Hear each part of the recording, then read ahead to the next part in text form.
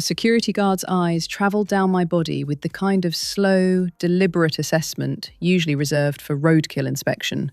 His gaze started at my faded denim jeans, the ones with the small tear near the left knee that I'd never bothered to repair, then moved to my oversized college sweatshirt that had seen better days about a decade ago, and finally landed on my worn sneakers that probably should have been retired 2 marathons ago. I watched his face complete its journey from professional neutrality to barely concealed contempt, and something in his expression told me he'd already calculated my entire net worth at approximately the price of a mediocre lunch. He took a single step forward, positioning his considerable bulk directly in my path to the Grand Meridian Hotel's sweeping main entrance, and the gesture carried all the subtle authority of someone who'd been handed a clipboard and a uniform exactly 72 hours earlier and still thought it made him important. I informed him quietly that I was attending the Wong Ashford engagement party, keeping my voice steady and unremarkable, the way you might mention the weather or the time of day. The smirk that spread across his face could have curdled fresh milk in about 3 seconds flat, transforming his features into something between amusement and outright mockery. He actually released a short bark of laughter, the sound carrying across the pristine entrance courtyard, and then lifted one thick finger to point toward the side of the building, where a small, almost apologetic sign indicated the service entrance in letters that seemed deliberately tiny. He suggested, with the kind of false politeness that made every word an insult, that perhaps I had gotten confused about which door people like me were supposed to use. The phrase "people like me" hung in the air between us, heavy with implication, and I felt the familiar weight of being dismissed, categorized, filed away in someone's mental drawer marked irrelevant. My name is Kinsley Wong, and I've carried that name for 32 years through circumstances both ordinary and extraordinary. Standing there in the pale afternoon light, dressed in clothes that probably cost less as a complete outfit than what the valet parking attendants were wearing as uniforms, I understood exactly what that security guard saw when he looked at me. He saw someone who didn't belong, someone who'd obviously made a wrong turn somewhere between the bus stop and the hotel entrance. Someone whose presence at an elegant society engagement party made about as much sense as a garden rake at a ballet performance. What he couldn't see, what nobody could see unless they knew exactly where to look, was that I'd signed the deed to this entire hotel approximately 3 years earlier. The Grand Meridian wasn't just the location of my sister's engagement party, it was mine. Every chandelier hanging from every ceiling, every piece of Carrara marble beneath every expensive shoe, every thread in every curtain, every fork in every place setting belonged to me. But standing there in my deliberately shabby clothes, I looked like someone who'd gotten lost on their way to deliver Chinese takeout. The irony of the situation would have been funny if it wasn't so perfectly calculated. I'd chosen these clothes with the same care some women apply to selecting a wedding dress, understanding that sometimes the most powerful statement you can make is one of complete understatement. My sister Madison had called me exactly 14 days earlier with an invitation that sounded less like a warm family gesture and more like someone checking off a tedious item on a very long list. Her voice had carried that particular pitch of forced enthusiasm that people use when they're doing something they don't want to do, but feel socially obligated to complete anyway. She'd made it exceptionally clear, with the kind of detail that revealed her anxiety, that I should try to look presentable for once, because her future in-laws, the illustrious Ashford family, were very particular people.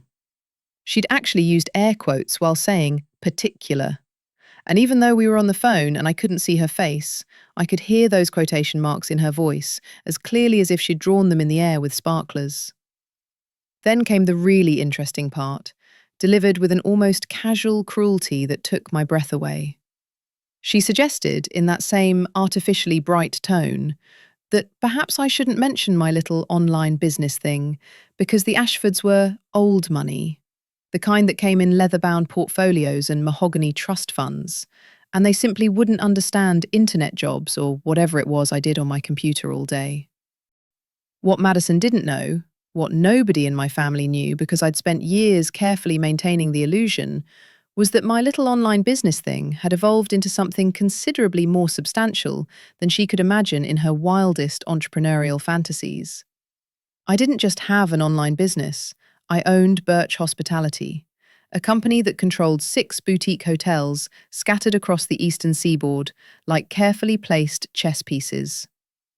The Grand Meridian, where Madison's engagement party was about to unfold in all its choreographed glory, represented my flagship property, my pride and joy, the crown jewel in a collection that had taken me from sleeping on a friend's couch to sleeping in penthouses whenever I felt like it. But my family still thought I was struggling, still pictured me in some cramped studio apartment surviving on instant ramen and the occasional generous tip from whichever coffee shop I was supposedly working at that month.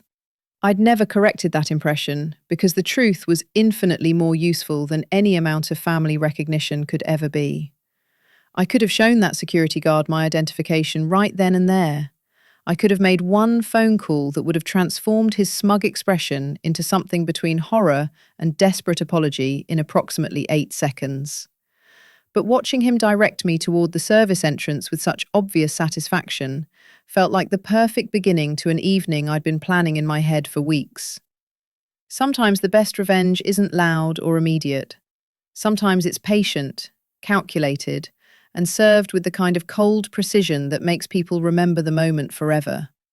So instead of revealing anything, I smiled at him with genuine warmth, the kind of smile you give someone when you know something they don't, and you're enjoying the knowledge. And I turned toward that service entrance with my worn sneakers making soft sounds against the perfect pavement. Just as I reached the narrow door marked for deliveries and staff, a voice cut through the parking lot air with the sharp clarity of breaking glass. Madison herself came clicking across the asphalt in heels that definitely weren't designed for anything resembling actual walking, her dress catching the light in ways that suggested it cost more than most people's monthly rent payments. Her face arranged itself into an expression of pure confusion mixed with barely concealed horror, like someone who'd just discovered a stain on expensive upholstery. She looked directly at me, then through me, as if I might be a mirage created by poor lighting and wishful thinking. Then over at the security guard, who was now explaining with evident pride how he'd successfully redirected the delivery person to the proper entrance. Madison released a small, nervous laugh, that same uncomfortable sound she'd perfected in high school whenever something embarrassed her by association, and waved one manicured hand in a dismissive gesture that encompassed both me and the entire situation. She commented to nobody in particular, her voice carrying across the space between us, that these people always seemed to get confused about where they belonged, using the phrase "these people" with such casual cruelty that it landed like a physical blow. These people. Her own sister, standing right there in front of her, and she couldn't even recognize me through the lens of her expectations. I understood in that crystalline moment exactly how invisible I'd become to my own family, how thoroughly they'd written me into a role that had nothing to do with who I actually was. Madison saw shabby clothes and worn shoes and immediately categorized me as help, as service, as someone so far beneath her notice that my actual identity never even crossed her mind. The security guard was nodding along with her observation, probably feeling vindicated in his initial assessment, and together they created a perfect tableau of casual cruelty and thoughtless dismissal. I felt something shift inside my chest, not quite anger and not quite hurt, but something colder and more useful. I bit down on my tongue hard enough to taste copper, turned away from both of them, and walked through that service entrance with my head held high and my heart beating steady and strong. The kitchen beyond those doors erupted around me like stepping into the middle of a symphony performed by people who'd all taken different kinds of stimulants. The space smelled overwhelmingly of garlic and expensive beef Wellington, that particular aroma of meat wrapped in pastry that somehow manages to be both appetizing and slightly absurd at the same time.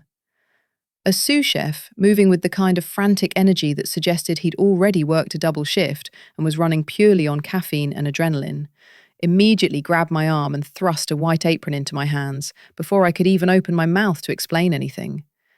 He'd clearly mistaken me for the replacement server they'd been desperately waiting for, someone to help manage the chaos of serving an engagement party to people who thought proper champagne temperature was a matter of moral importance.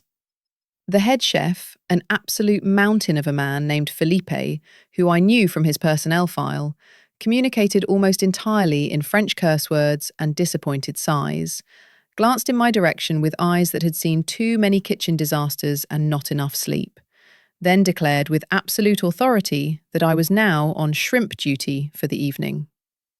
Within approximately 5 minutes, I found myself elbow-deep in crustaceans, peeling and deveining with the mechanical efficiency of someone who'd done this before, surrounded by kitchen staff who barely registered my presence beyond an extra pair of hands during their pre-service panic.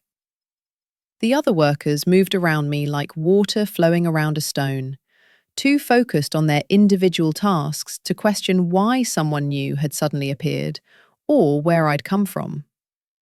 They were gossiping with the kind of energy that kitchen staff always bring to discussing the people they serve, their voices carrying fragments of information that assembled into a picture far more interesting than anything I could have seen from the guest side. Apparently, Madison had already sent back 3 separate champagne deliveries for not being champagne-coloured enough, which was a phrase that still made absolutely no sense no matter how many times I mentally repeated it.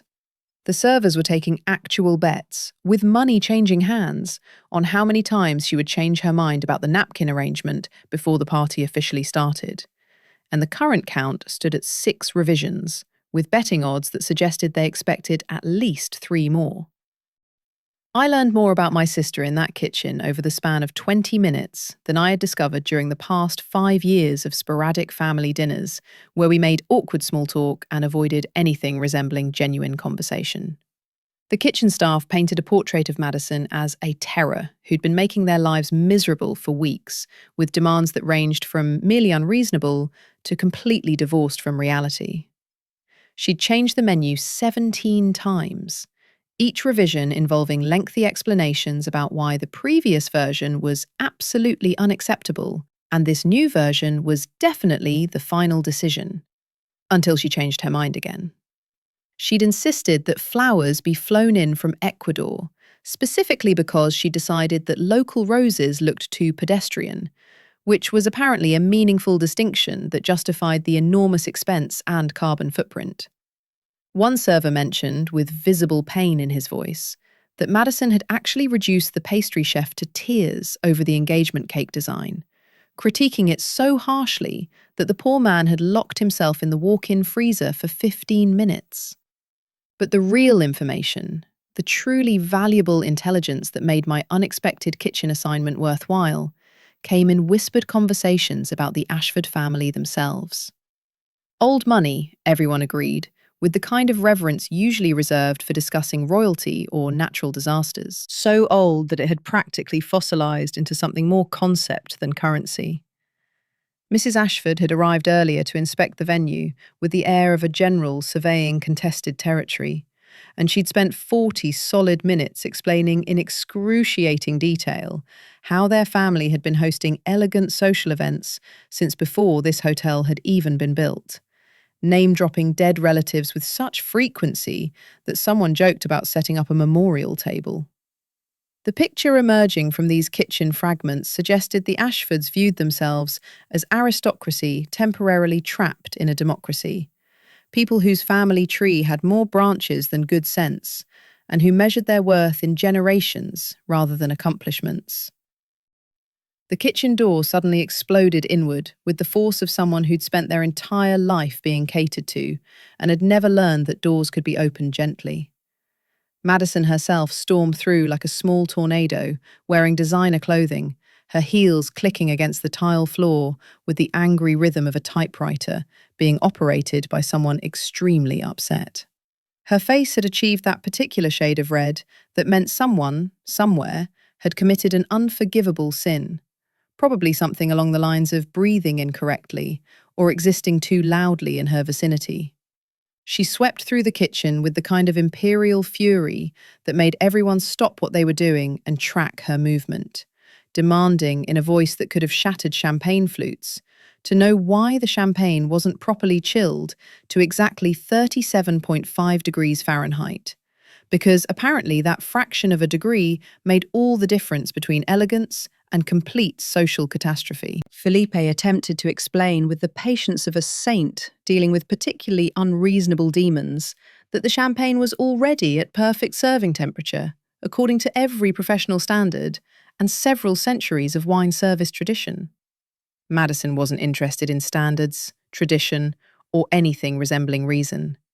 She wanted what she wanted, and what she wanted was perfection that would impress the Ashfords enough to make them forget that she came from a family they probably considered nouveau riche at best and completely ordinary at worst. She swept past the prep station where I stood wrist-deep in shrimp, close enough that I could smell her perfume cutting through the kitchen's garlic and beef aroma. The scent was familiar because it was the same perfume she'd borrowed from my apartment 3 years ago and never returned. Just one item in a long list of small thefts and casual disrespects that had accumulated over the years, like dust on neglected furniture. She didn't even glance in my direction. To her, I was just another set of hands, another invisible worker making her perfect day possible. Someone so far beneath her notice that my presence barely registered as human. After she hurricaned her way back out through the swinging doors, leaving a wake of stressed kitchen staff and disrupted meal preparation, one of the servers muttered something that made my blood run cold, despite the kitchen's heat.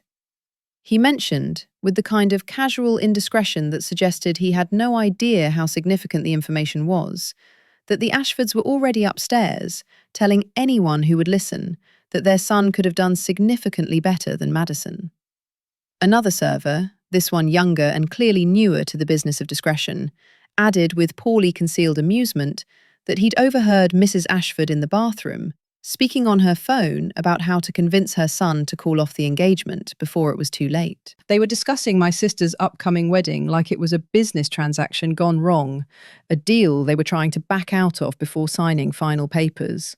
And their contempt was so casual and complete that it didn't even occur to them to hide it from the help. I kept peeling shrimp with mechanical precision, my hands moving through the familiar motions while my mind raced through implications and possibilities. The Ashfords were trying to sabotage Madison's engagement. They considered her beneath them, unworthy of their precious son and family name.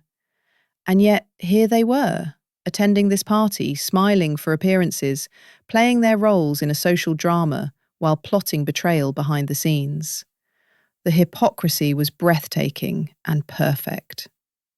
I finished my assigned shrimp duty and told Felipe I needed a bathroom break, then slipped out of the kitchen wearing that server's apron like camouflage.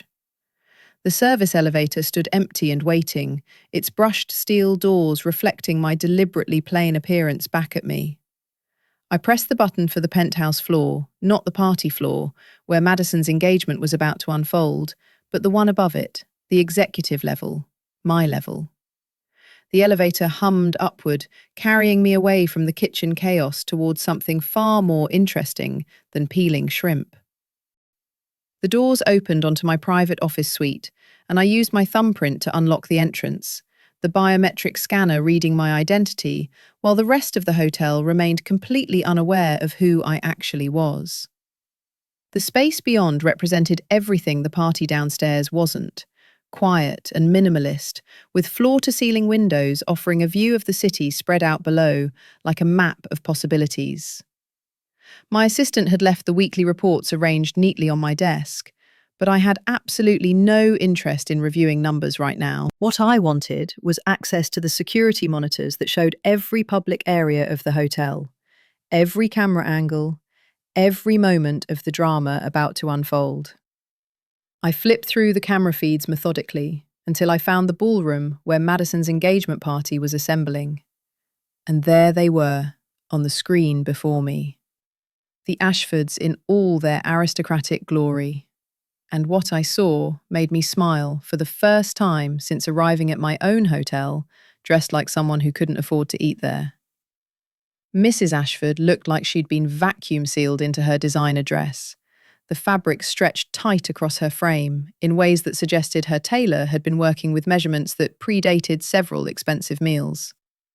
Her face carried that peculiar tightness that indicated her plastic surgeon had been perhaps overly enthusiastic with the Botox, creating an expression frozen somewhere between surprise and mild alarm. She stood near the bar, holding court among a group of women who all appeared to have been ordered from the same country club catalogue, their outfits and hairstyles so similar that distinguishing between them required close attention to minor details. The security feed captured every gesture, every social interaction, every moment of calculated performance. And I watched the Ashford family playing their roles with the kind of attention usually reserved for studying enemy movements in wartime. The story of how I'd built this empire, while my family thought I was struggling with some vague internet business venture, was almost funny in retrospect, though the journey itself had been anything but amusing at the time. Madison had always been so proud of her marketing job at a mid-tier company, constantly offering me career advice and forwarding job listings she thought might be more suitable for someone with my apparently limited experience and modest ambitions. Meanwhile, I'd been quietly constructing a hospitality empire, piece by careful piece, starting with one struggling hotel I'd purchased using every penny of my savings, plus a loan large enough to keep me awake at night calculating interest payments. The renovation of that first property had been absolutely brutal, but I'd done significant amounts of the work myself because I couldn't afford to hire professionals for everything, learning the business literally from the ground up while installing fixtures and painting walls and understanding exactly what went into creating a successful hotel. That single property had led to another acquisition, then another still, until I controlled a portfolio that would make those old money Ashfords weep actual tears into their trust fund statements if they ever discovered the truth. Now, standing in my private office, watching my sister's engagement party unfold on security monitors, while wearing a server's apron over my deliberately shabby clothes, I felt something crystallize inside me.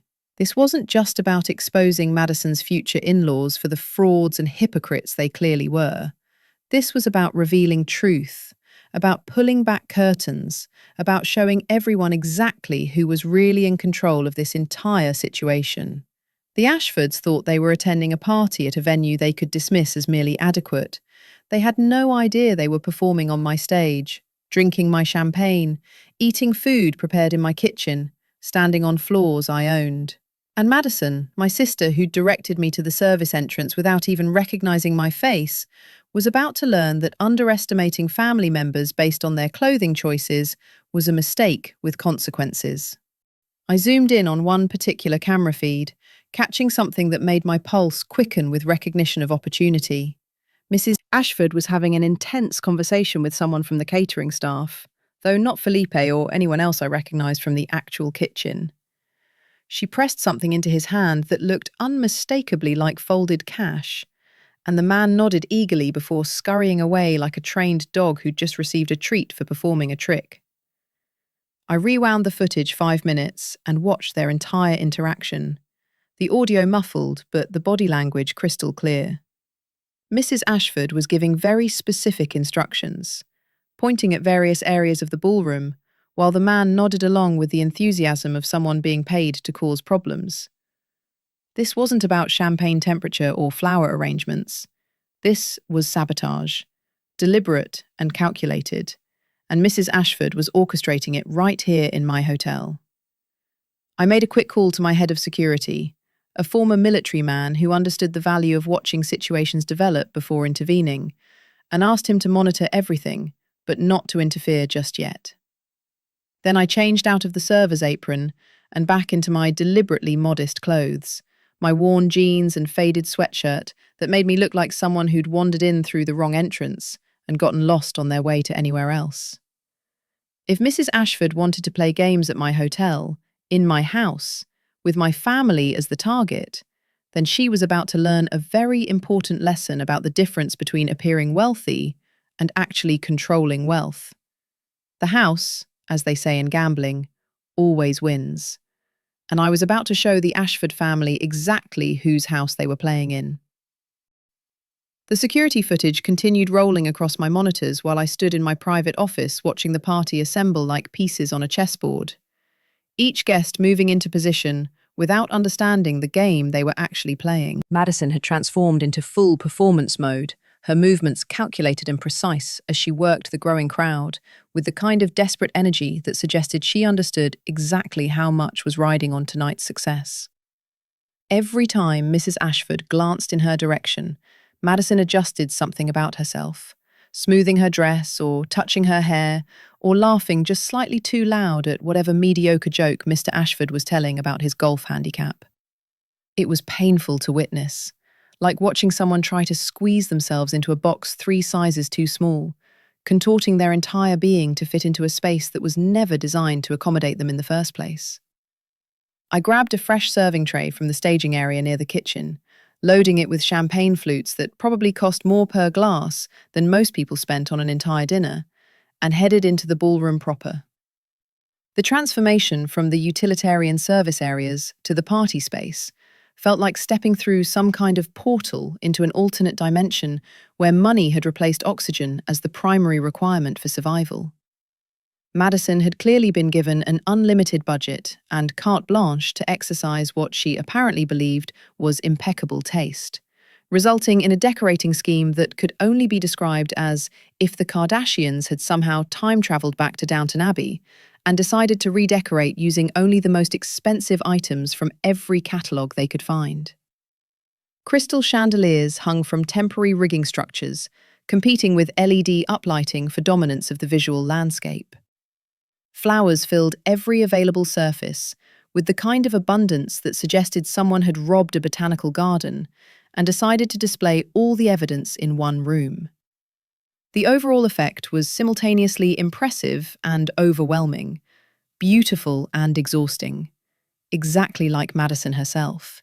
The Ashfords stood near the centre of this carefully orchestrated chaos, looking like they would rather be literally anywhere else on the planet, their expressions frozen in that particular arrangement of features that wealthy people use when they're forced to attend events they consider beneath their station, but can't quite figure out how to leave without causing a scene. Their son Brett, because of course his name would be Brett, stood beside them wearing a bow tie that appeared to be slowly strangling him, his face carrying the expression of someone being led to their execution, but trying to maintain composure for the cameras. I began circulating through the crowd with my tray held at exactly the right height, discovering immediately that I had achieved perfect invisibility through the simple act of carrying drinks. Rich people possess this remarkable ability to take things from serving trays while looking directly through the person holding them, as if champagne simply materializes in their hands through some kind of elegant magic, rather than being offered by actual human beings who exist in physical space. Mrs. Ashford was holding forth near the fountain about their family estate in Connecticut, explaining to anyone within earshot how they'd recently been forced to let go of some staff members because good help had become simply impossible to find these days. A complaint she delivered while taking a glass from my tray without even the slightest flicker of acknowledgement that I existed. The irony of her discussing the help shortage while completely ignoring the actual help standing directly in front of her was so perfect that I nearly laughed out loud. Her husband nodded along with her monologue, though his eyes kept drifting toward the exits with the longing of a prisoner dreaming about freedom. Then I heard something that stopped me mid-step. A comment from Mrs. Ashford that crystallized everything about this situation into sharp focus. She was telling Madison, her voice carrying that false sweetness that made every word feel like a threat wrapped in silk, that they really needed to discuss the financial arrangements for the wedding quite soon.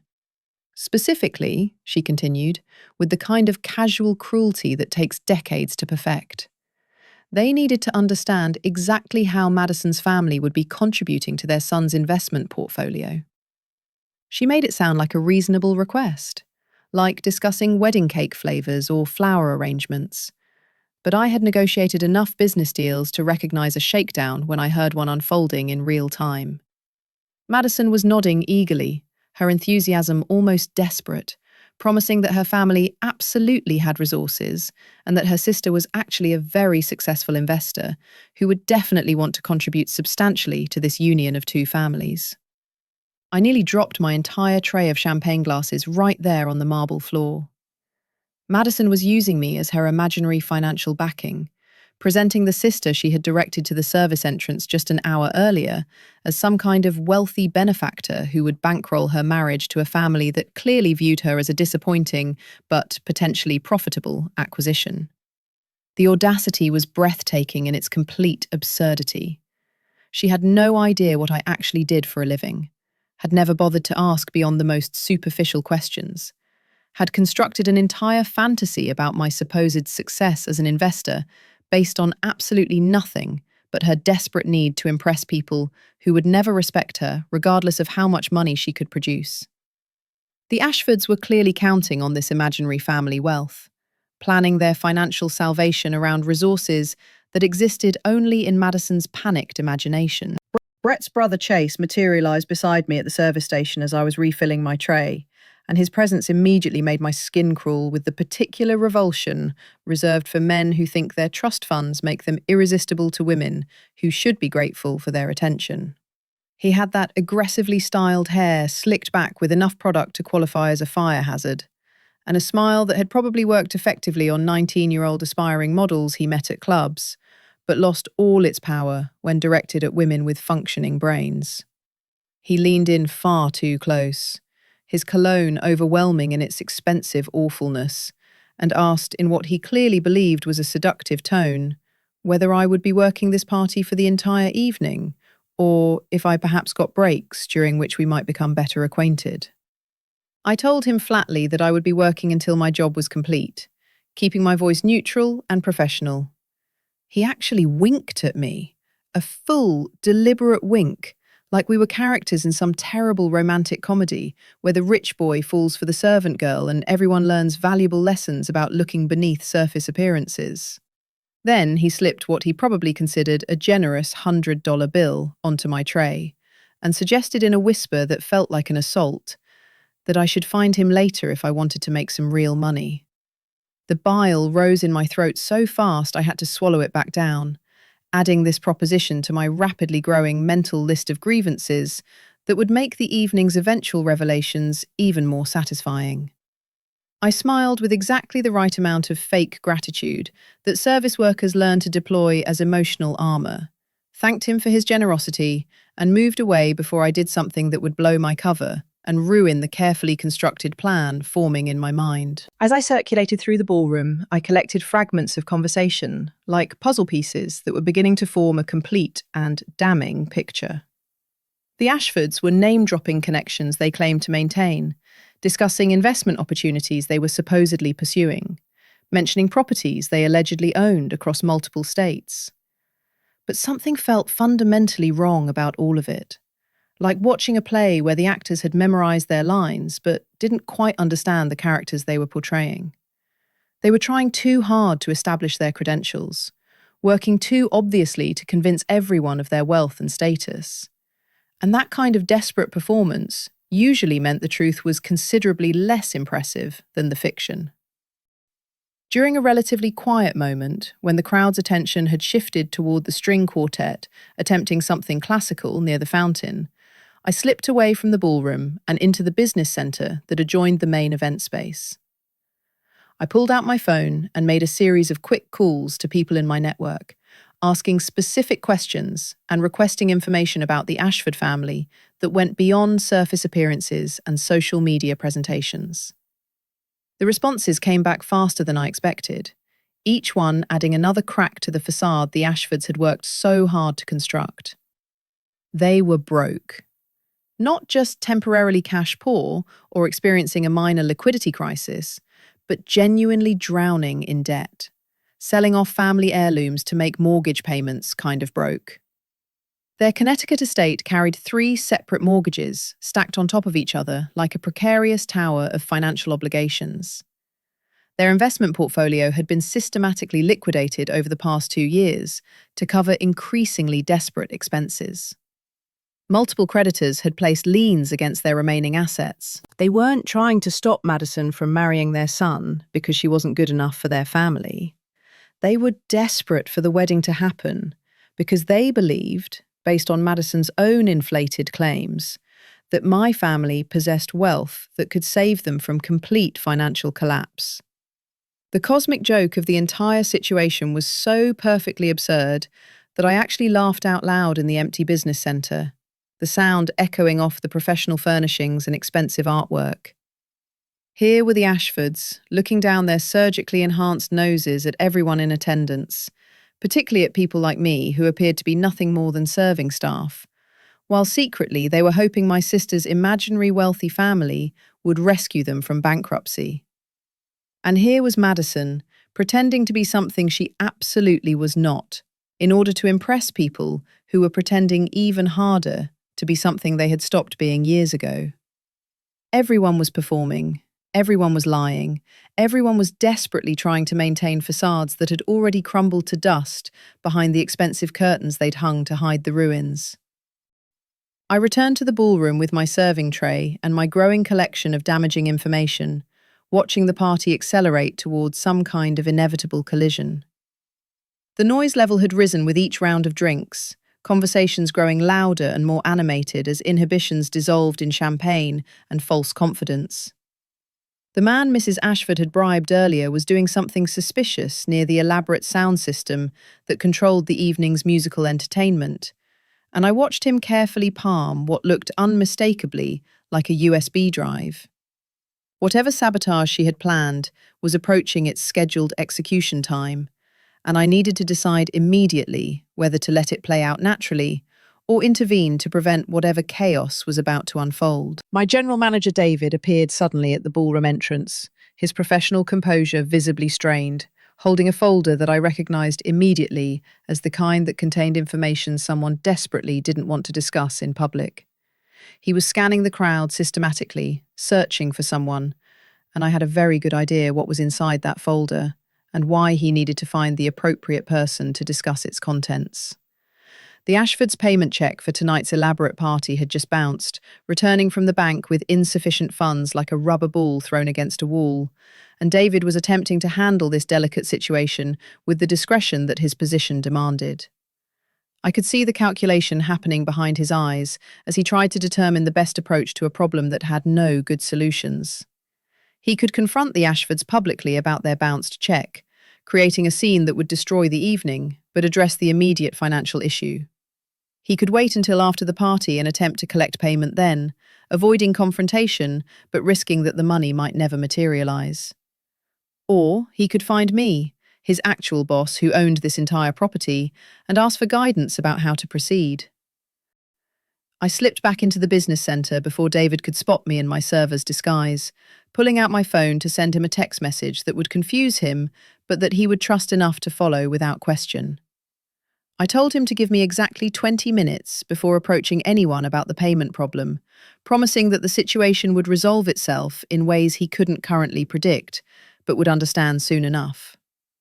He responded immediately with a simple confirmation, his years of working for me having taught him that when I made unusual requests, they generally had good reasons behind them, even if those reasons weren't immediately apparent. That was precisely why he earned a six-figure salary that made him one of the highest-paid general managers in the regional hospitality industry.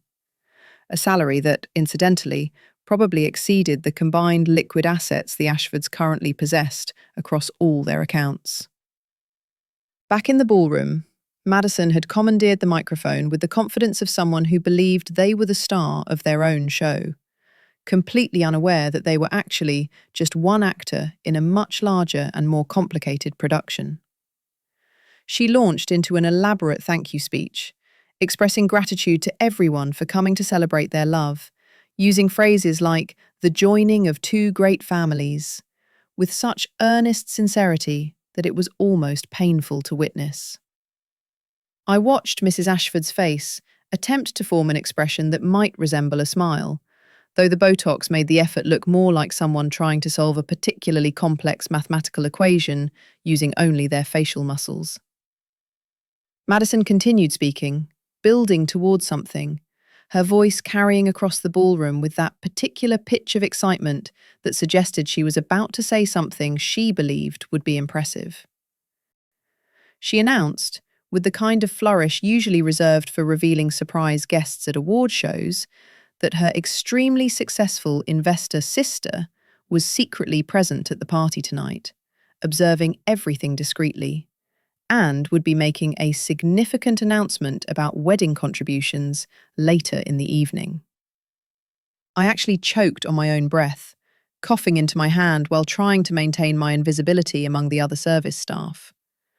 Madison was using me as a prop in her elaborate fantasy, constructing this narrative about a wealthy sister who existed only in her desperate imagination, completely oblivious to the fact that I was standing barely 10 feet away, holding a tray of crab cakes that nobody was eating, because Mrs. Ashford had loudly declared them pedestrian approximately 15 minutes earlier. The USB drive that had been planted in the sound system was clearly set on some kind of timer, scheduled to begin playing its sabotage content at a specific moment, designed for maximum disruption. I pulled out my phone and texted my head of security with specific instructions to download everything from that USB device before it could execute its programmed mission. Then, to back up all security footage from the past 3 hours, because that evidence was about to become extremely valuable.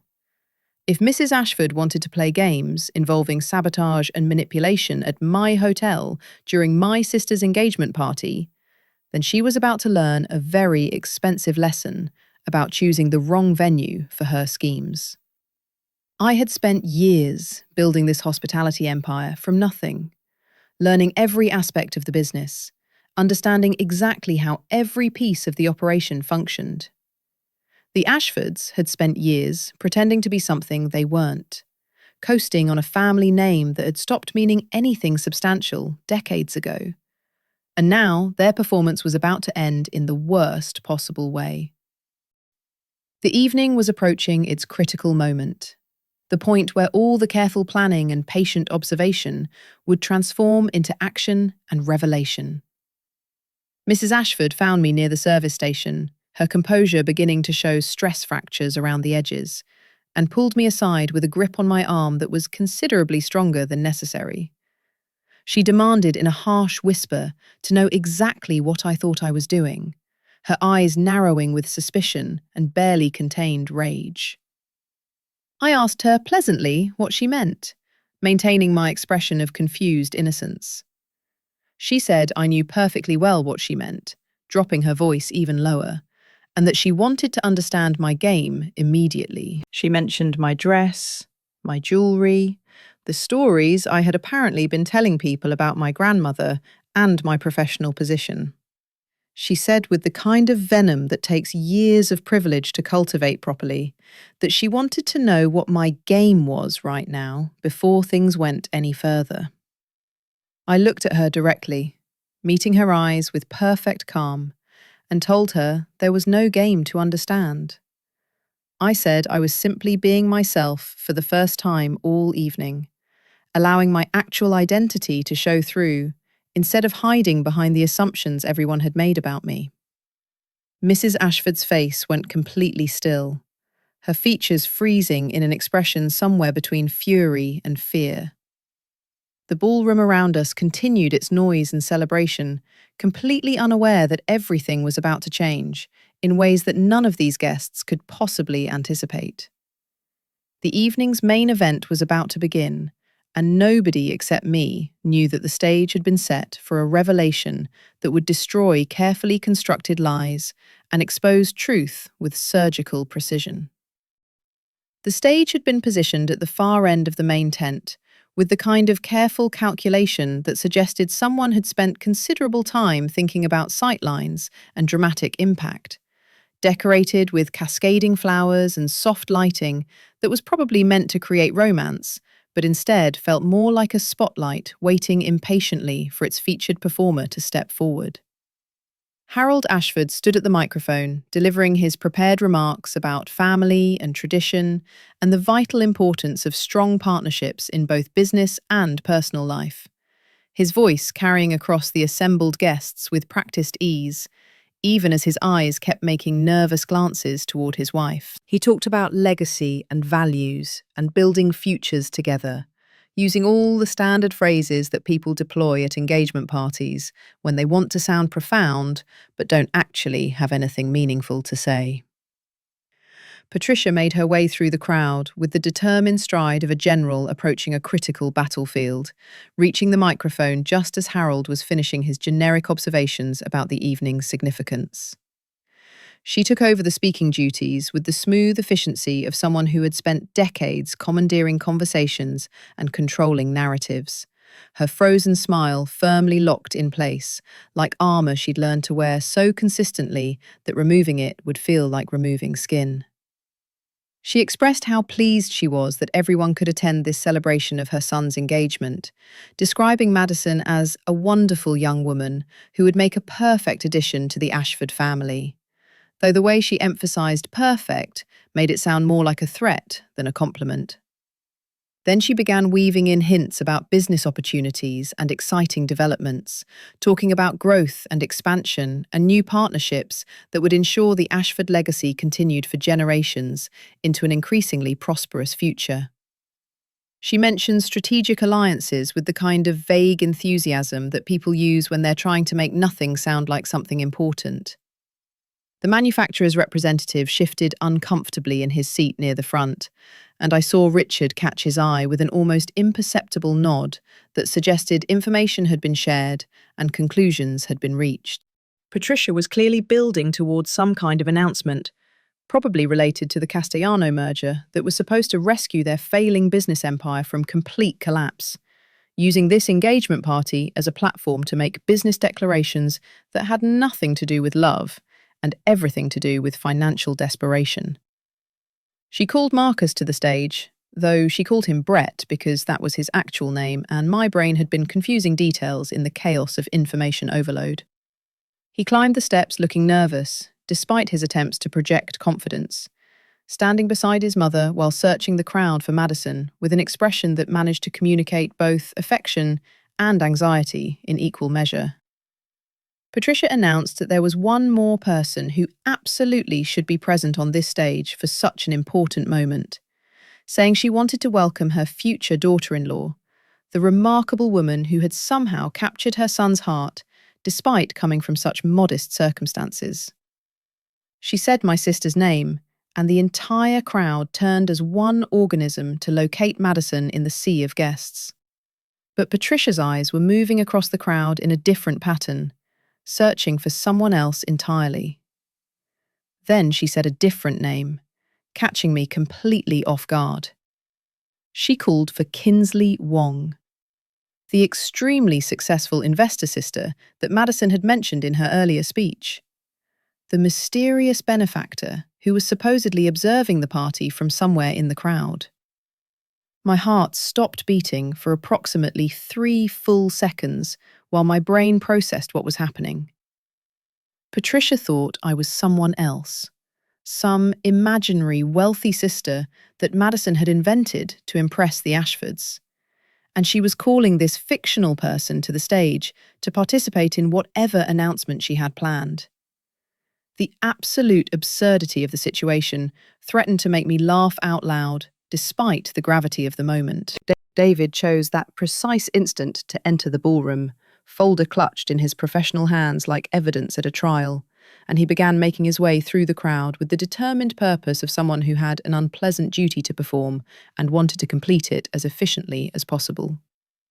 The band was still playing their generic background jazz that all sounded the same, the musical equivalent of expensive wallpaper, and the guests were beginning to whisper among themselves as they realized something unexpected was unfolding before them. David approached the head table, where both families were seated, the Ashfords looking regal in their borrowed finery that was probably financed entirely on credit cards they couldn't afford to pay, and Madison's parents looking like they desperately wished they were home watching their favourite television programmes instead of participating in this increasingly uncomfortable social performance. David leaned in to speak quietly to someone at the table, probably asking for Ms. Wong to discuss an urgent matter requiring immediate attention. Madison's face illuminated with recognition and pleasure, clearly assuming he meant her since she was the Wong everyone knew about, and she stood up with the kind of eager enthusiasm that suggested she believed she was about to handle some minor crisis that would allow her to demonstrate her competence and sophistication. She smoothed her expensive dress and prepared to follow David to wherever they could discuss this urgent situation privately.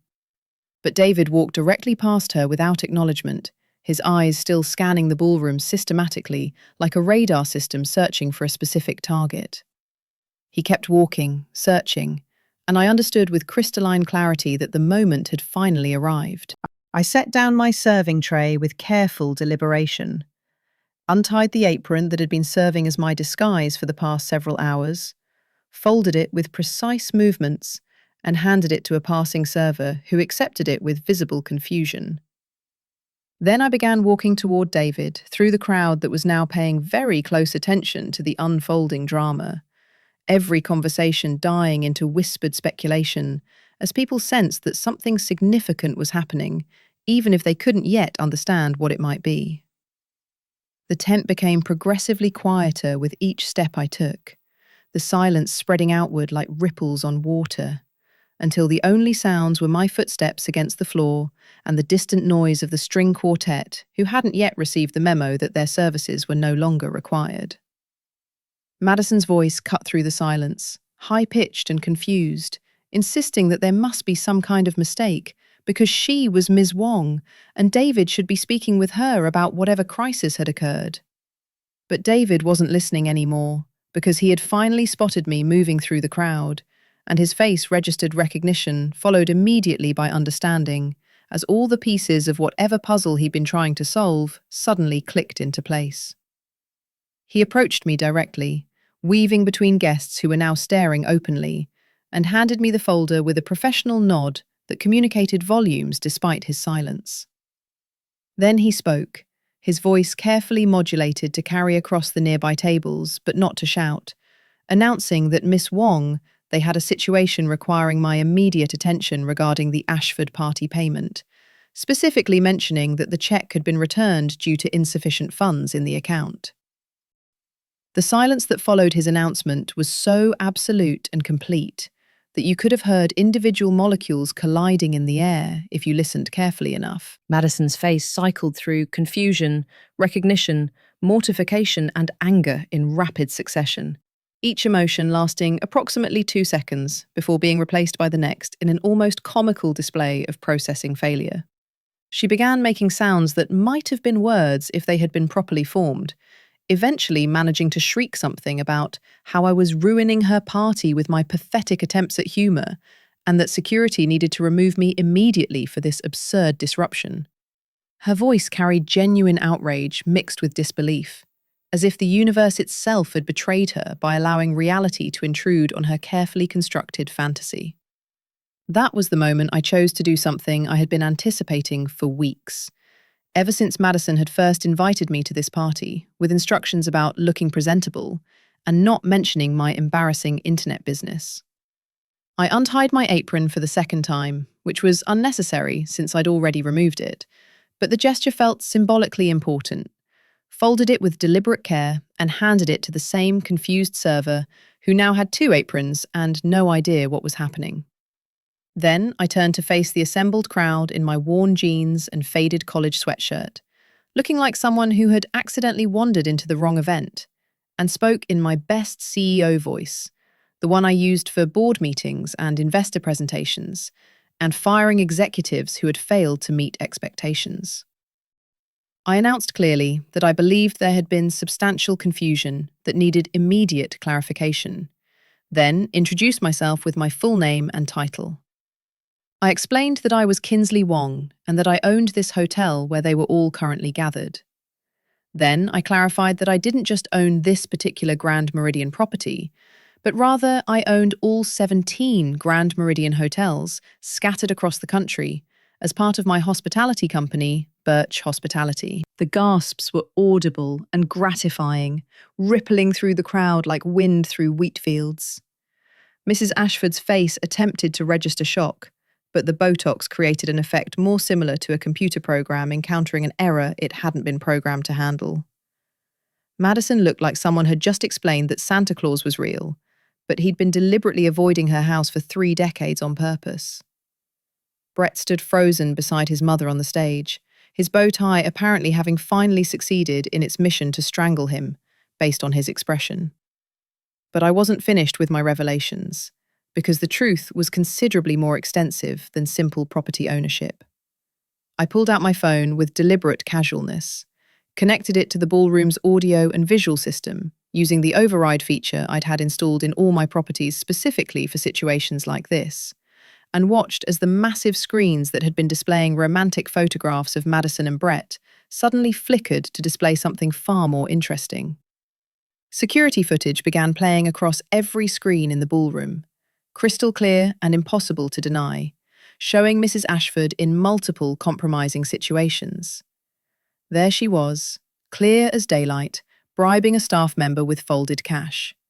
There she was again, going through Madison's personal belongings when my sister had briefly left her purse unattended at her table. And then the audio file that she had attempted to plant began playing through my phone's connection to the sound system. A carefully edited recording designed to make Madison sound like she was trash-talking the Ashfords and bragging about taking their money, clearly intended to poison Brett against my sister and provide justification for calling off the engagement. The ballroom erupted into chaos as guests began talking simultaneously, some already moving toward exits because being associated with scandal was worse than missing the entertainment, others pulling out their phones to record evidence of what was clearly going to be the social event of the season for all the wrong reasons. Mrs. Ashford was attempting to explain, her voice rising to compete with the noise, insisting that there had been some kind of terrible misunderstanding and that I was clearly disturbed and that nothing I was showing them was actually true or relevant. But the evidence was literally larger than life on the screens surrounding her, undeniable and damning in its clarity. Mr. Ashford looked like he wanted to disappear into his chair completely, to phase through the furniture and the floor, and perhaps continue falling until he reached the centre of the earth, where nobody would ever find him again. Brett stood frozen on the stage, looking between his mother and Madison, like he was watching a tennis match being played in hell, unable to process the rapid destruction of everything he had believed about his family and his future.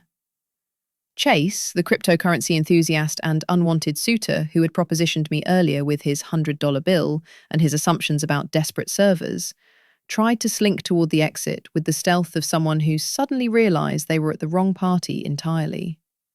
But I wasn't about to let him escape the consequences of his behavior without some additional embarrassment for seasoning.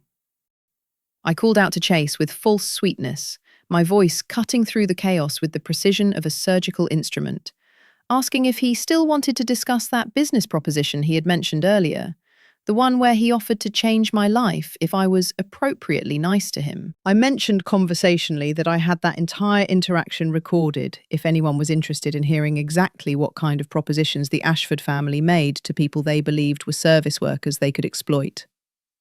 His face transformed through a spectacular rainbow of colours, moving from red to white to green in rapid succession, like a Christmas decoration having an electrical malfunction, each shade representing a different flavour of humiliation and horror as he realised his casual sexual harassment had been documented and was about to become public knowledge. Madison finally found her voice, and unfortunately for everyone in attendance, it was not a happy voice, or a quiet voice, or a voice that suggested any kind of rational processing was occurring behind it.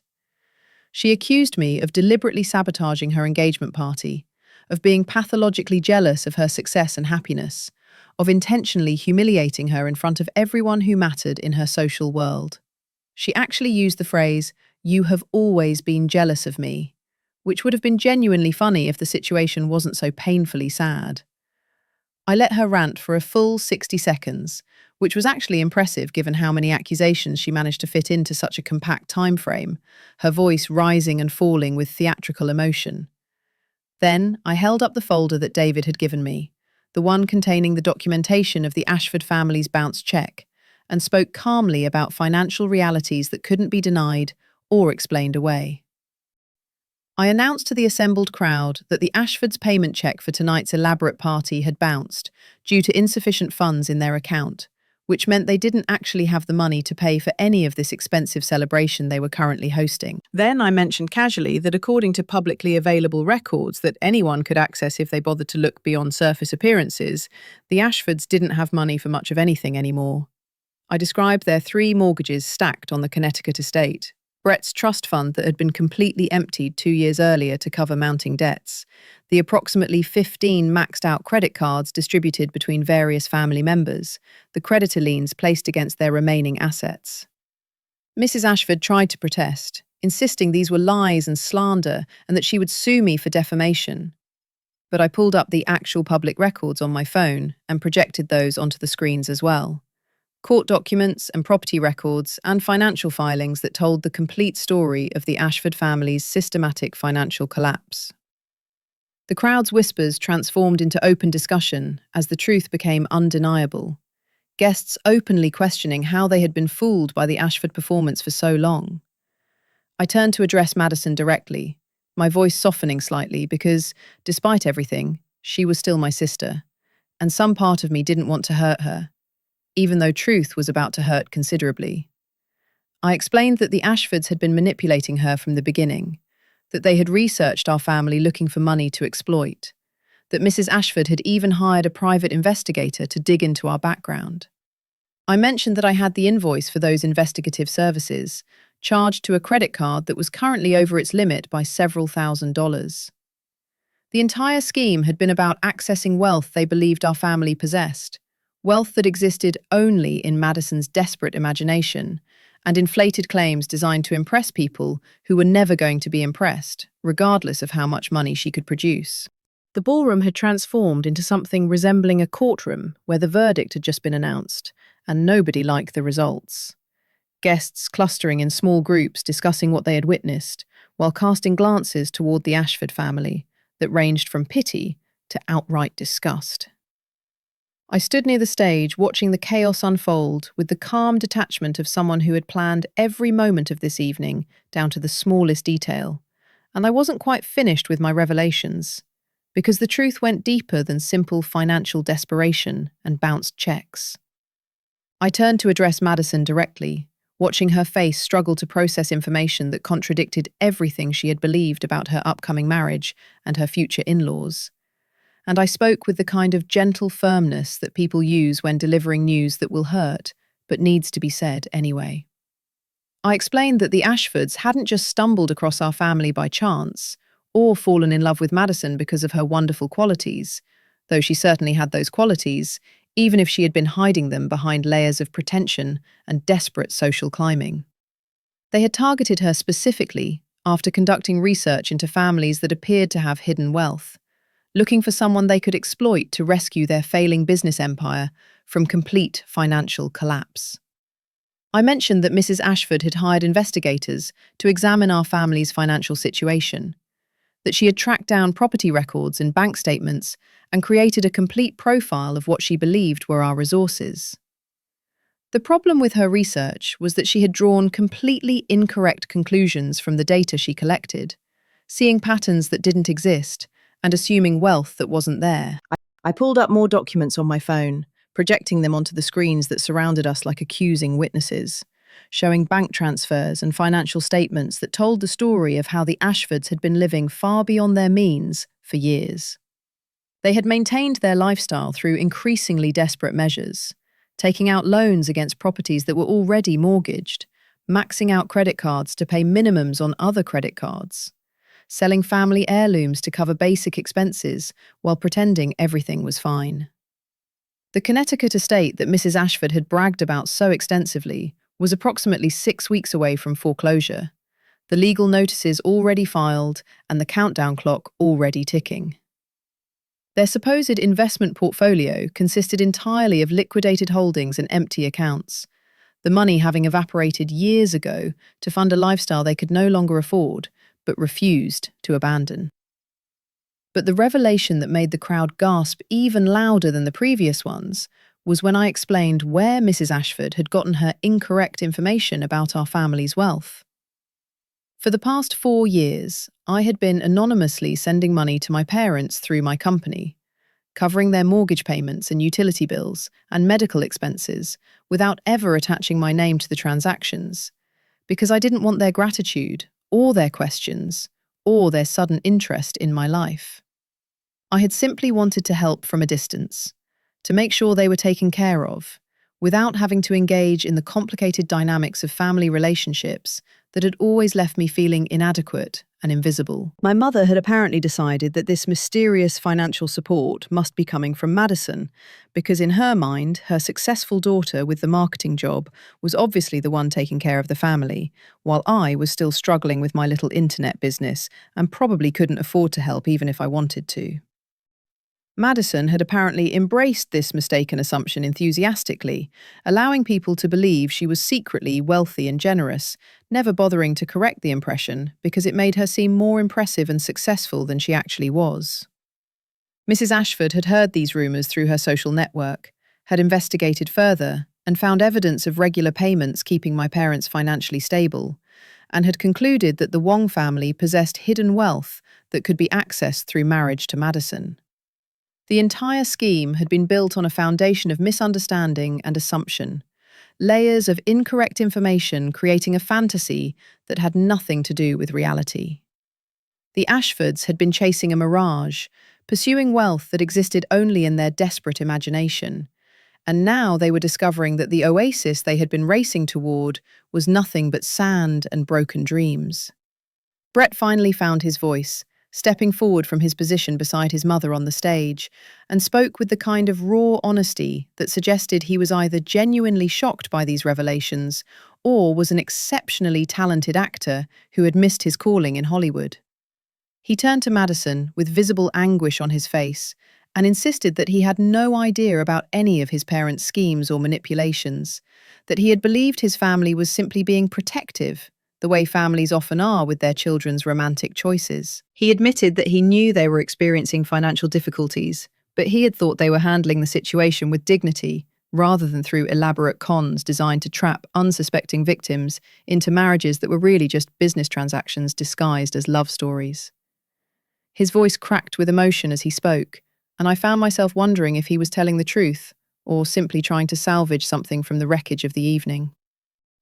Madison stood frozen between her former fantasy and her emerging reality, her carefully applied makeup now streaked with tears that cut channels through her foundation like rivers carving through landscape, and she looked at me with an expression that contained so many conflicting emotions that trying to identify them all would require a psychological dictionary. She whispered my name like a question, her voice barely audible above the continued chaos of the ballroom, and asked in a tone of complete bewilderment whether I really owned this entire place, all these properties, whether my online business thing had somehow transformed into an empire while she wasn't paying attention. I could see her mind working furiously to reconcile the sister she thought she knew, the struggling younger sibling who couldn't even dress appropriately for family events, with the woman standing before her who owned hotels and commanded respect, and had just destroyed her engagement party with the efficiency of a demolition expert. I explained patiently that my online business thing had been a platform I built for managing hotel bookings and reservations, a software system that became so successful it generated enough profit for me to purchase my first property when I was 28 years old.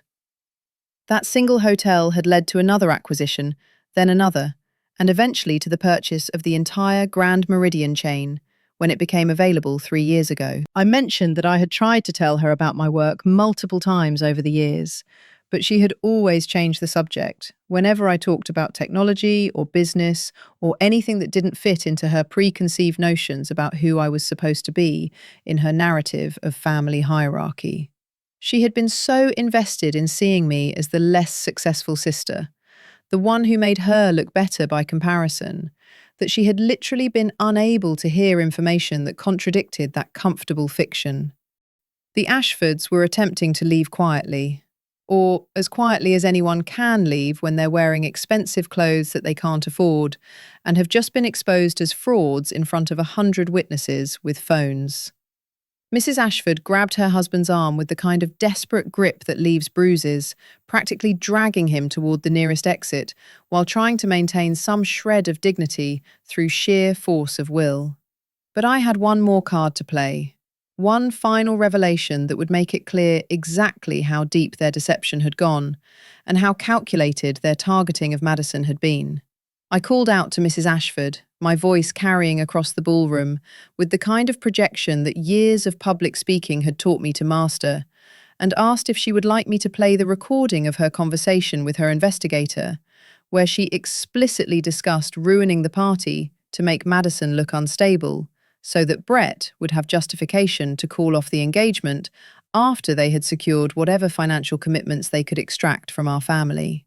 She froze mid-step, her back rigid with tension, and slowly turned to face me with an expression that combined pure hatred with genuine fear in equal measures. She denied everything with the automatic reflex of someone who had been lying for so long that truth had become a foreign language, insisting that I had no such recording and that I was simply making things up to cause trouble because I was jealous of my sister's happiness and success. But Richard, the family friend who I had noticed watching me strangely all evening, stepped forward from where he had been observing the proceedings with obvious satisfaction, and he confirmed that he did indeed have recordings of multiple conversations between Mrs. Ashford and various co-conspirators. He explained that he had been waiting 15 years for an opportunity to expose the Ashford family's unethical business practices after they had cheated him on a deal years ago. And when I had approached him with evidence of their current schemes, he had been more than happy to contribute his own documentation to the cause. Richard walked toward the stage, carrying a folder that looked remarkably similar to the one David had delivered earlier, except this folder contained years of accumulated evidence about the Ashford family's pattern of targeting vulnerable people and exploiting them financially.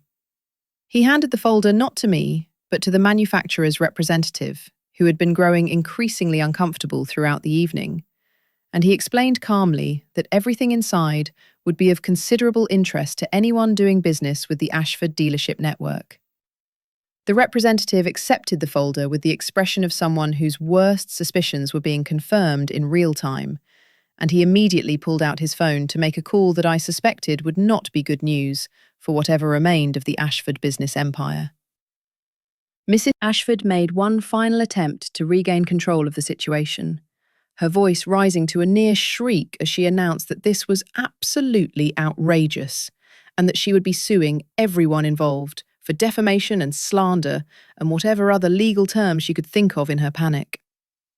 I responded calmly that she was certainly welcome to try pursuing legal action, but I wanted to point out that everything I had shared was documented and verifiable through public records and private evidence that would absolutely hold up in any court.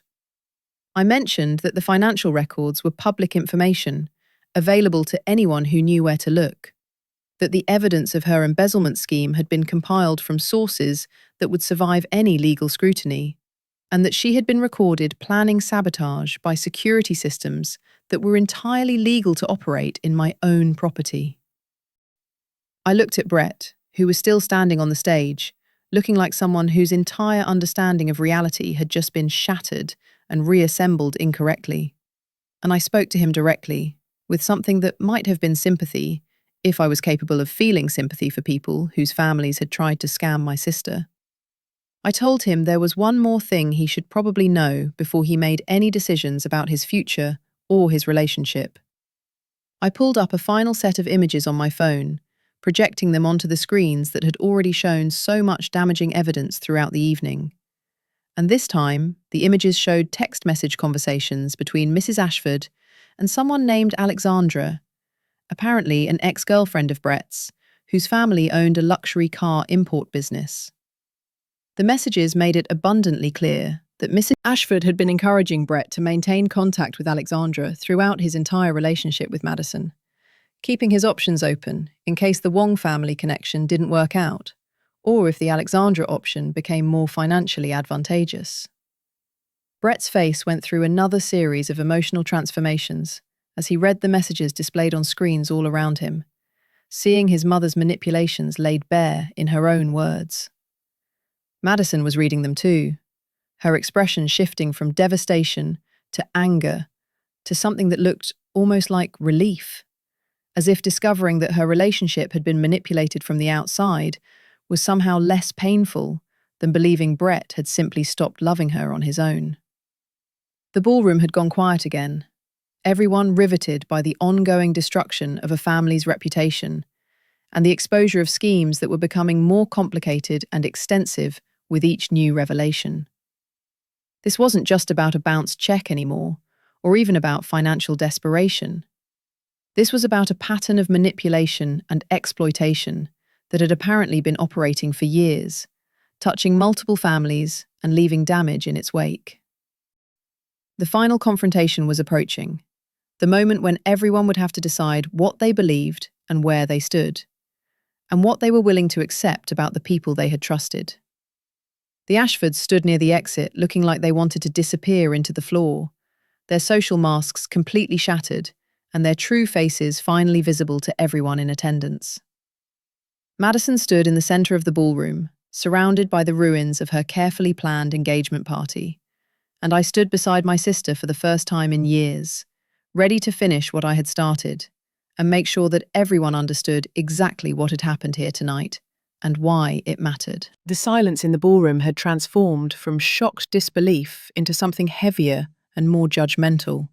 The kind of quiet that settles over a crowd when they're witnessing someone's complete social destruction and trying to decide whether they should feel sympathy or satisfaction or some complicated mixture of both emotions. The Ashfords stood frozen near the exit like animals caught in headlights, unable to move forward into escape or backward into defense, their carefully constructed facade now completely demolished and scattered across the floor in pieces too small to reassemble. Mrs. Ashford's face had gone beyond pale into something approaching translucent, as if all the blood had drained from her body and pooled somewhere around her expensive shoes. And her husband looked like he had aged approximately 20 years in the past 30 minutes, through some cruel time acceleration process that left him hollow and defeated. I turned my attention back to the practical matter that had started this entire public revelation. The question of payment for an elaborate party that the hosts couldn't actually afford and had never intended to pay for in the first place. I addressed the crowd directly, speaking in my professional voice that carried the weight of someone who made difficult decisions regularly and had learned to do it without flinching. I explained that we currently had two options available for resolving the situation, and I wanted everyone to understand the choice clearly before we proceeded.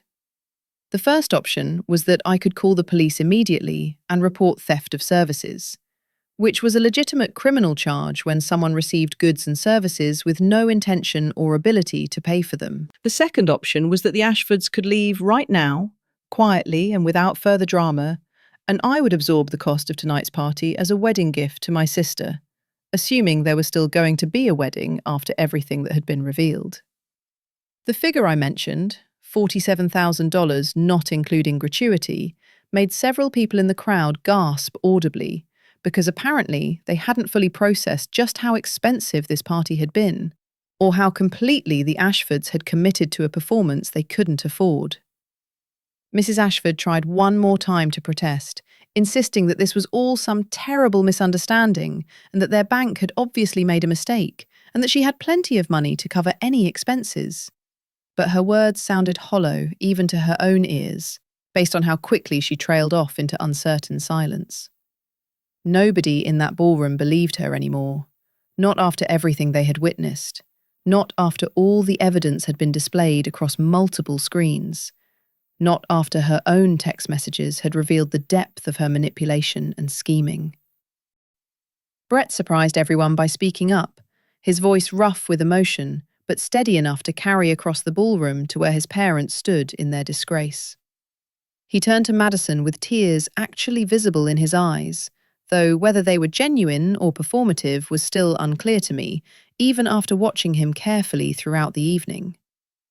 He apologized profusely for his family's behavior, said he understood completely if she wanted to call off the engagement immediately and never speak to him again, and even offered to work to pay back the party costs himself over whatever time period it took. He mentioned that he had a degree in finance that his parents had never let him use because they wanted to control every aspect of his life, and that perhaps it was time for him to start making his own decisions instead of following their instructions like a puppet whose strings were finally being cut.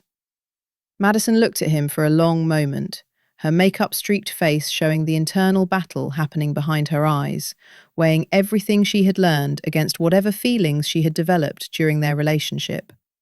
Then she looked at me, really looked at me, for what felt like the first time in years, seeing past the worn clothes and the shabby appearance to recognize the person who had been there all along, if she had bothered to pay attention. She spoke quietly, her voice barely above a whisper, but somehow audible in the heavy silence that had settled over the ballroom like fog. She said she was sorry, repeating it multiple times as if the repetition could somehow compensate for years of dismissing me and underestimating me and treating me like I was an embarrassment to be hidden rather than a sister to be valued. She said she had been so obsessed with appearing successful and impressive that she had completely lost sight of who actually mattered in her life. I surprised myself by feeling genuine emotion rather than vindictive satisfaction, my eyes burning with tears I hadn't expected to shed during this carefully orchestrated exposure. I told Madison that if she had just asked, if she had simply reached out and been honest about needing help or wanting support, I would have provided anything she needed without hesitation or judgment. I explained that family was supposed to mean helping each other without keeping score, supporting each other without demanding recognition, being there when it mattered, regardless of what anyone else thought. I had never needed her to be impressed by me or to brag about my success to her friends. I had only needed her to see me, to recognize me, to treat me like I was worth her attention and respect. Madison moved toward me tentatively, like someone approaching a nervous animal that might bolt if startled. And then she threw her arms around me in a hug that completely ruined my faded college sweatshirt with her mascara and tears. But somehow that didn't matter at all in the moment. She cried into my shoulder with the kind of genuine emotion that can't be faked, her body shaking with sobs that released years of tension and pretension and desperate striving to be someone she thought she was supposed to be, rather than accepting who she actually was. I held her and let her cry, feeling the complicated mixture of anger and love and frustration and forgiveness that defines so many family relationships, understanding that this moment was actually what the entire evening had been building toward, even if I hadn't consciously planned it that way. Brett approached us carefully, still looking uncertain about whether he had any right to be part of this reconciliation, or whether he should simply disappear and let us have our family moment without his presence complicating things further.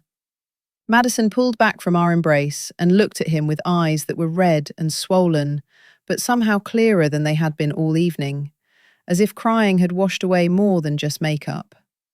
She told him bluntly that his parents were terrible people, spectacularly terrible in ways that would probably take years to fully understand and process, but that he had stood up to them when it mattered, and he wasn't actually anything like them, despite sharing their last name and their genetic material.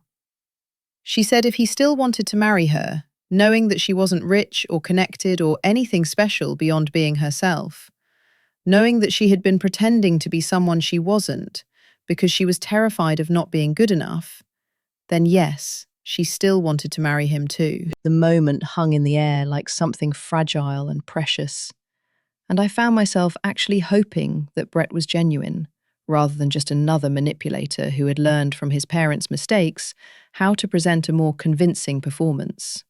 The crowd seemed to collectively hold its breath, waiting to see how this particular subplot would resolve, whether love could survive this kind of brutal exposure of truth, or whether the foundation had been too damaged to support anything lasting.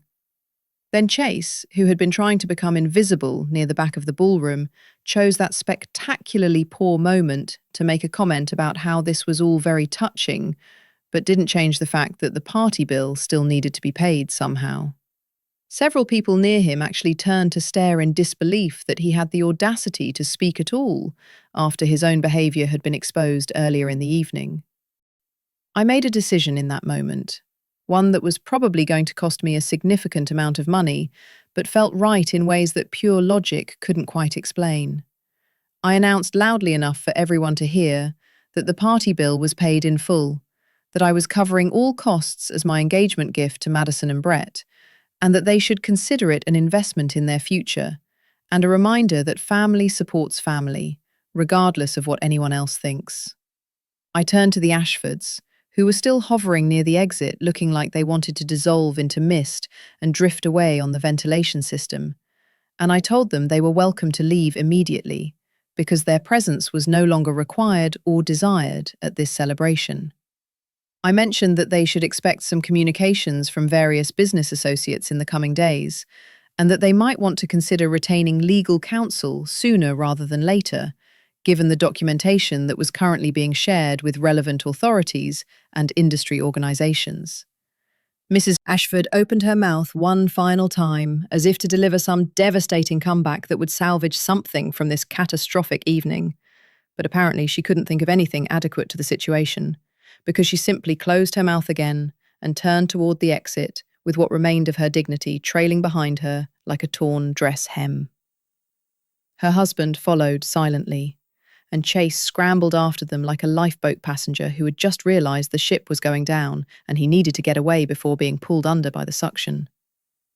The three of them disappeared through the exit into the night, leaving behind a ballroom full of shocked guests and a family that was finally, perhaps for the first time in years, being honest with each other about who they really were and what they actually wanted.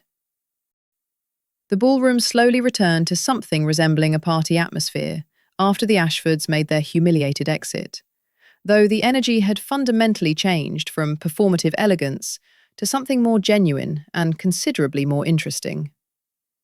Guests who had been maintaining careful social distance and polite conversation suddenly found themselves discussing what they had just witnessed, with the kind of animated enthusiasm usually reserved for major sporting events or natural disasters.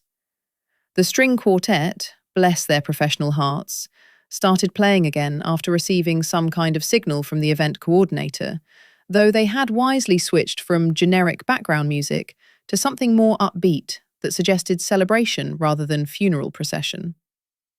The catering staff emerged from the kitchen with fresh trays of food and drink, apparently having been informed that the party would continue, despite the dramatic revelations and family confrontations that had just unfolded in front of 100 witnesses with phones. Madison and Brett stood together near the centre of the ballroom, holding hands with the tentative grip of people who had just survived something traumatic together and weren't quite sure what came next, but were willing to figure it out as they went along.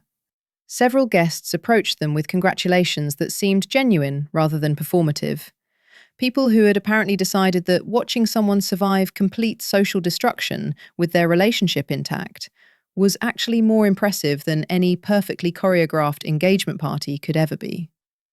My parents finally located me in the chaos, having apparently been standing somewhere in the back of the ballroom during the entire exposure, and they approached with expressions that cycled through confusion, shock, pride, and guilt in rapid succession, like a slideshow of complicated parental emotions. My mother spoke first, her voice trembling with a mixture of emotions that I couldn't quite identify, but that sounded remarkably close to genuine regret. She said she had no idea about any of it, gesturing vaguely at the hotel around us and the business empire I had built and the life I had been living while they thought I was struggling with my little internet venture. She mentioned that she had always assumed Madison was the successful one, the daughter who had everything together, while I was still finding my way and would eventually settle into something appropriate. The word appropriate hung in the air between us, loaded with years of unspoken judgments and assumptions, and I felt the old familiar sting of being categorized as less than, even when the evidence of my success was literally surrounding us on all sides. But instead of anger, I felt something closer to pity for the years she had spent invested in a narrative that had nothing to do with reality. I told her gently that I had tried to tell them multiple times about my work, about the hotels I was acquiring and the business I was building, but the conversations always seemed to shift back to Madison and her accomplishments and how proud everyone was of her marketing position. I explained that eventually I had stopped trying to share my successes because it became clear that nobody was particularly interested in hearing about them, and it had been easier to simply let them believe whatever comfortable fiction they preferred, rather than fighting to be recognized for who I actually was. I mentioned the anonymous financial support I had been providing for years, the mortgage payments and utility bills and medical expenses that had mysteriously appeared in their accounts. And I watched my mother's face crumble as she realized that the help she had attributed to Madison had actually been coming from the daughter she had consistently underestimated and dismissed. My father, who had been silent during this exchange, finally spoke with the kind of measured tone that suggested he had been thinking carefully about what he wanted to say. He told me simply that he was proud of me, that he had always been proud, even if he hadn't known how to express it properly, and that watching me handle this situation tonight with such grace and strength had reminded him of my grandmother, who had taught me so much about character and resilience. The comparison to my grandmother hit me harder than I expected, bringing tears to my eyes for the second time that evening, because she had been the person who understood me when nobody else seemed capable of seeing past their own assumptions. She had lived simply while possessing significant wealth, teaching me through example that worth wasn't measured by appearance or performance, but by the choices we made when nobody important was watching. The party continued for another 2 hours, transforming into something considerably more enjoyable than the formal engagement celebration Madison had originally planned. People relaxed, conversations became more genuine, and the atmosphere shifted from carefully maintained social performance to actual human connection. Felipe emerged from the kitchen at one point to personally thank me for covering the costs and ensuring his staff would be paid despite the Ashford check bouncing. And he mentioned with visible satisfaction that he had been hoping someone would put that family in their place for years, after witnessing their treatment of service workers at various events throughout the city. The security guard who had directed me to the service entrance earlier appeared near the end of the evening looking absolutely mortified, apologising approximately 17 times in 30 seconds before I finally interrupted to tell him he had simply been doing his job based on the information available to him, though perhaps next time he might consider looking at people's faces instead of just their clothing. The real story of that evening's aftermath unfolded over the following weeks and months, rippling outward from that ballroom like waves from a stone thrown into still water. The Ashford dealership empire collapsed completely within 6 weeks, exactly as my research had predicted, when the manufacturer officially terminated their franchise agreement based on the documentation Richard had provided about their unethical business practices and systematic financial mismanagement. The Connecticut estate went into foreclosure shortly after, selling at auction for considerably less than the mortgages owed against it, leaving the family with debt that would follow them for years. Mrs. Ashford attempted to sue me for defamation as she had threatened, but her lawyer withdrew from the case after reviewing the evidence and apparently explaining that truth is an absolute defense against defamation claims, and that pursuing the lawsuit would only result in more public exposure of their schemes. Chase quietly left the state, presumably to start fresh somewhere his reputation hadn't preceded him, though I heard through my network that he was apparently still trying to convince people he was a cryptocurrency genius, despite the market having collapsed months earlier. Madison and Brett got married exactly 1 year after that catastrophic engagement party, in a small ceremony at one of my smaller boutique hotels in Vermont. She insisted on using the service entrance for her bridal entrance, walking through the kitchen where the staff had prepared her wedding dinner, saying it was a reminder of where her real journey had begun and who she wanted to be going forward. She started working for my company shortly after the engagement party disaster, and I wasn't offering the position out of pity or obligation, but because anyone who could organise an event with that many moving pieces, even if it ended in spectacular disaster, clearly had organisational skills that could be channeled more productively. She began in housekeeping at 5 in the morning, learning the business from the literal ground up by cleaning rooms and understanding exactly what created a quality hotel experience. She worked her way through every department over that year, front desk and maintenance and catering and management, earning respect from staff who had witnessed her transformation from entitled bridezilla to someone genuinely interested in understanding their work. Brett took a position in my accounting department and discovered he was genuinely talented at financial analysis when he was allowed to use his education instead of following his parents' instructions to ignore his skills in favor of maintaining family appearances. The security footage from that evening became something of a legend among my hotel staff.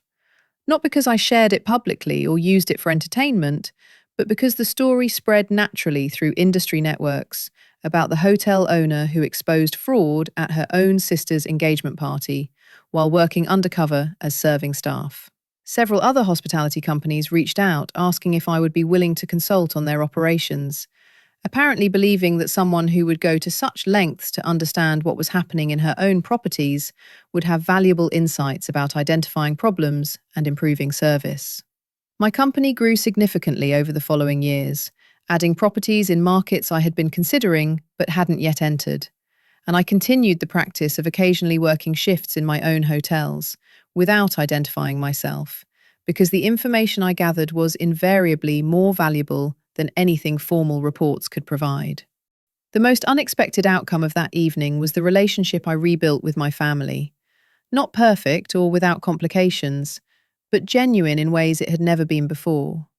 Madison and I started having regular dinners where we actually talked about real things instead of maintaining careful social performances for each other's benefit. My parents visited my properties and seemed genuinely interested in understanding the business I had built, asking questions and listening to answers, instead of waiting for their turn to talk about Madison's accomplishments. We would never get back the years we had lost to misunderstanding and assumption, but we could build something better going forward, based on honesty rather than pretension. And sometimes when I was walking through one of my hotels and noticed how staff members treated guests they thought were important versus guests they thought were nobody special, I would remember that engagement party and smile at the reminder that character only shows when people think nobody important is watching, and that the most powerful revelations come from simply being honest about who you are when everyone expects you to be someone else entirely. The lesson I learned that evening, or perhaps the lesson I had known all along, but finally demonstrated in dramatic fashion, was that underestimating someone based on their appearance or assumptions about their circumstances is always a mistake with consequences. The Ashfords had looked at my worn jeans and faded sweatshirt and seen someone beneath their notice, someone who existed only to serve people like them, someone who could be dismissed and ignored without consequence. They had built their entire scheme on the foundation of that underestimation, assuming that appearances told the complete story and that surface impressions revealed everything worth knowing about a person. What they had failed to understand was that the most successful people often have the least need to perform success for public consumption, that genuine wealth whispers while desperation shouts, and that the person serving drinks at your engagement party might actually own the building you're standing in, and every piece of furniture you're sitting on, and every fork you're using to eat the food you can't afford to pay for. I had learned from my grandmother that worth wasn't determined by designer clothes or expensive jewelry or impressive social connections, but by the choices we made when nobody was watching, and the values we maintained when it would be easier to compromise. The Ashfords had spent years performing wealth they didn't possess, while I had spent years building genuine success without needing anyone's recognition or approval. In the end, truth always emerges, regardless of how carefully people construct their facades. And the most satisfying revelations are the ones where you simply stop hiding and let people see who you actually are, instead of who they assumed you must be based on their limited imagination and narrow expectations.